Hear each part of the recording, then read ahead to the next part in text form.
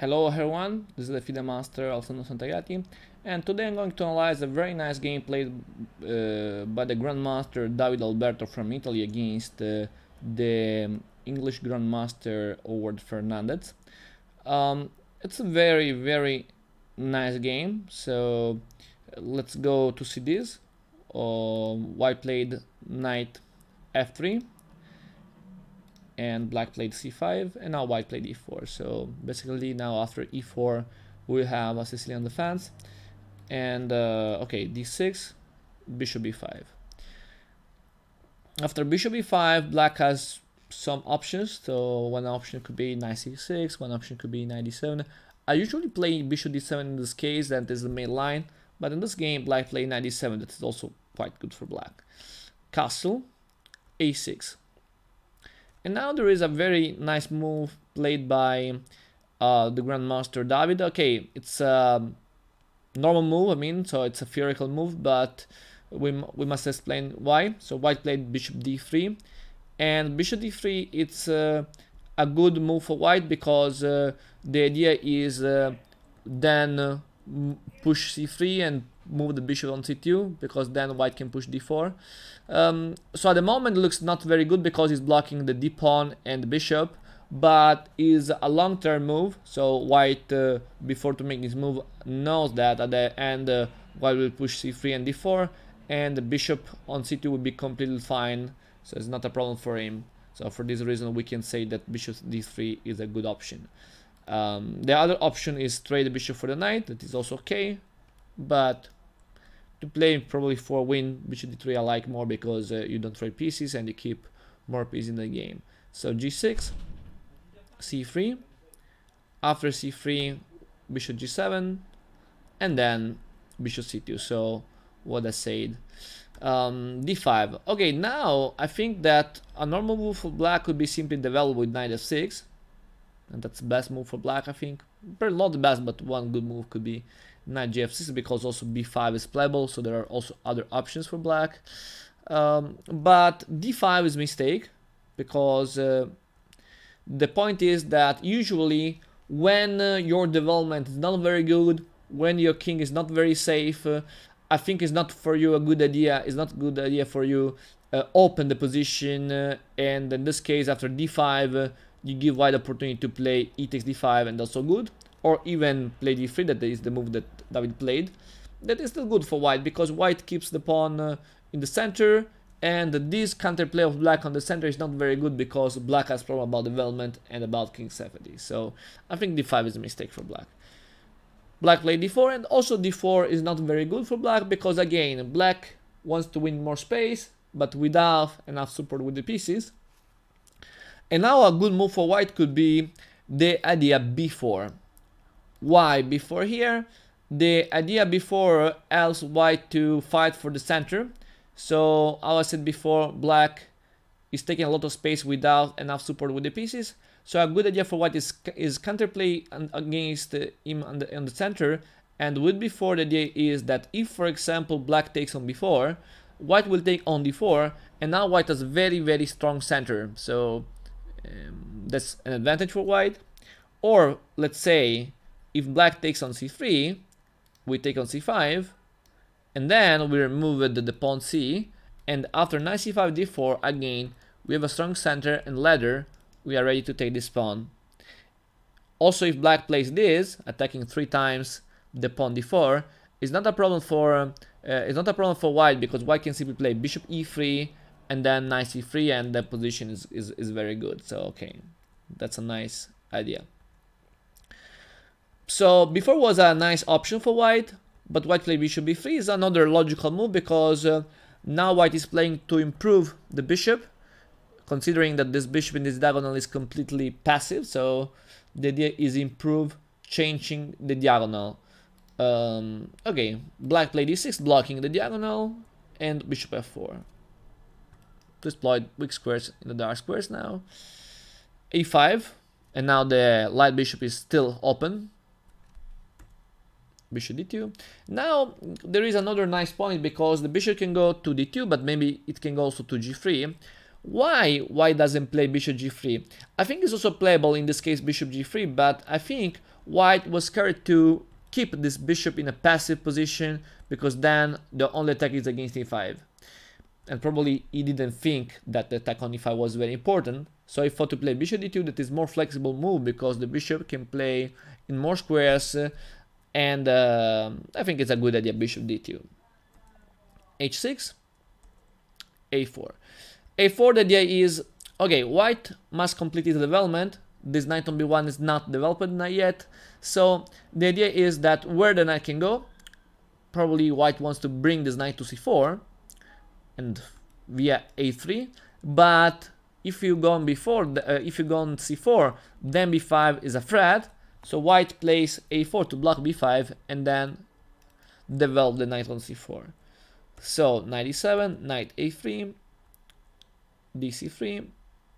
Probably it's another mistake because for black is much better keeps the position closed. So again, because black development is not very good and the king safety is not very good at the moment, so it's more important for black keeps the position closed. So dc3 is another mistake white took, and then knight c6, knight c4. A good idea, yes, so white wants to improve the knight, and also d6 is a threat now, so black play knight b6, trying to exchange pieces. Yes, usually when you have a bad position, trade pieces could be good to simplify the position, but now black has another problem, the pawn c5. It's not easy to defend this pawn, and white played bishop e3 correctly. So pinning the pawn, making pressure against the pawn, and it's not very easy now play to defend it. So let's see, castle, rook b1, okay. Develop the rook, and at the same time the rook is attacking the queen because white is threatening bishop takes f7 check and then win the queen, so black moved his queen away. And now another nice move, queen c1, very good, because with queen a5 the queen is attacking the pawn c3, and the white plays a very strong move because queen c1 defend, but at the same time attack the pawn h6. So when you can, it's very important for you play moves that can help you is to defend, but to attack at the same time. It's very, very important. So multi-purpose moves that, like queen c1, are very, very useful when we play chess. And I think that queen c1 is also good because this file is half open, and the queen on d1 doesn't play very good on d1, so free the square d1 for the rook is also a good thing. So we can say that this move queen c1 is good for 3 reasons: defend the pawn c3, attack the pawn h6, and free the square d1 for the rook. So very good move queen c1. Rook d8, and now another important idea here. In theory, this pawn is important for white, so an idea could be simply rook d1, and rook d1 is a good move here. It's okay, it's playable. Or probably better is queen d2, because in this way we avoid the pin, because if rook d1 maybe there is the pin that is a little unpleasant, so we can play in this way. But white can take also this pawn now. So the question is it a good trade for white or not? In theory, the central pawn is better than the side pawn, like the pawn on h6. So usually it's not very good to do this trade.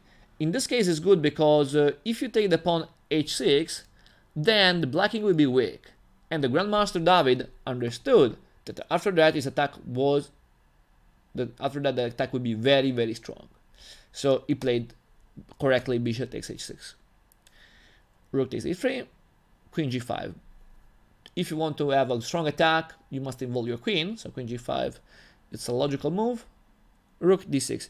A good try for black could be queen d8, maybe, could be this, but probably is not very strong because white can take on g6 because the pawn f7 is pinned. So he played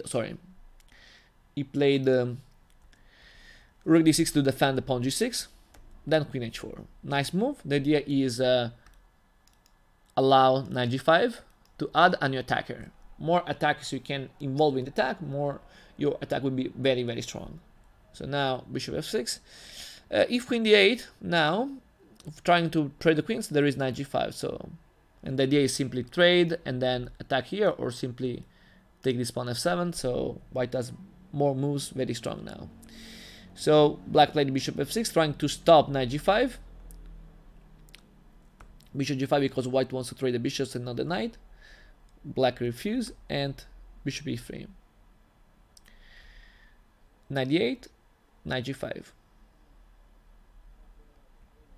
Bishop d7, knight f7. And this is a very nice sacrifice. Okay, it's not real sacrifice because black takes back the piece immediately, because let's say if knight takes f7, white can simply play queen e7 with a very strong attack against the knight, against the rook, against the bishop. So if rook f6, that is the only move to defend the rook and the knight, white can simply take the bishop, and white takes back the piece, and white has a strong attack. So knight f7 is very easy tactic. We can say easy for grandmaster, right? So that's true. So knight f7, c4. Okay, now it's desperation, because okay, I think there is nothing to do. The game is won for David now. White took the pawn on c4, take, queen e7, so the same thing that we saw before, bishop e8. And okay, the knight is pinned, so we can simply take the rook, b5, bishop d5, king h7. Now we must pay attention because the queen is under attack. Black removed the pin, so queen e7, queen d8.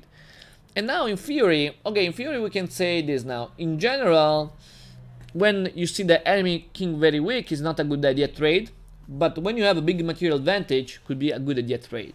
So in this case, it's difficult for white to understand if it's good trade or not, because the black king is very bad, so probably if white keeps the queen, white can have a strong attack, but at the same time, white has also a very strong material advantage, because white, after the trade and after taking on b5, can have 2 pawns in the exchange up, so 4 points up, so it's a big material advantage. So both the moves are good, but I agree with the David in this case. He simply trade the queens now. Why I agree? Because 4 points is enough to win that game, so white doesn't need to take any risk. So trade the queen and then win very easy the end game.